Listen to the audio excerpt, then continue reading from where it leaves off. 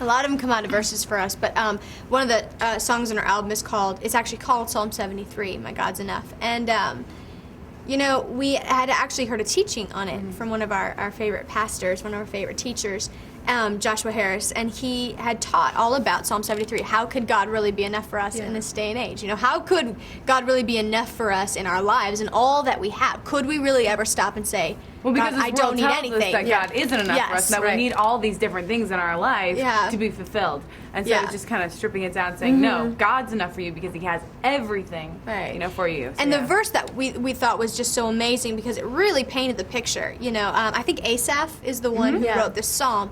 And in the beginning, he's like, I look at the world, I see all they have, and really, I'm jealous. How do they seem to prosper when I'm the one serving you, God? Why do they prosper? And it seems like I'm always a little bit behind. I can never really get ahead, and yet they seem so carefree. And it was amazing because by the end of the psalm, he obviously said, but when I enter the sanctuary, when I enter your holy place and see the goodness of the Lord, I realize that their end is way different than my end, to kind of sum it up.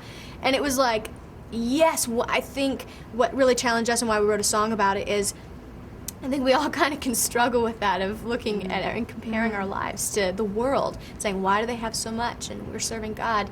But at the end, what it takes, and what I love about the verse is when we enter into his presence, our eyes are open to the truth. Our eyes are open to the truth of he really is everything we need, because we start to see all that stuff is going to fade away. Yeah. All that stuff we've built up in the world, it really is going to crumble. It's going to burn. What are we going to have left? What's going to be left? Is it just going to be a pile of ashes, or are we going to be so content in God we didn't even notice what left us?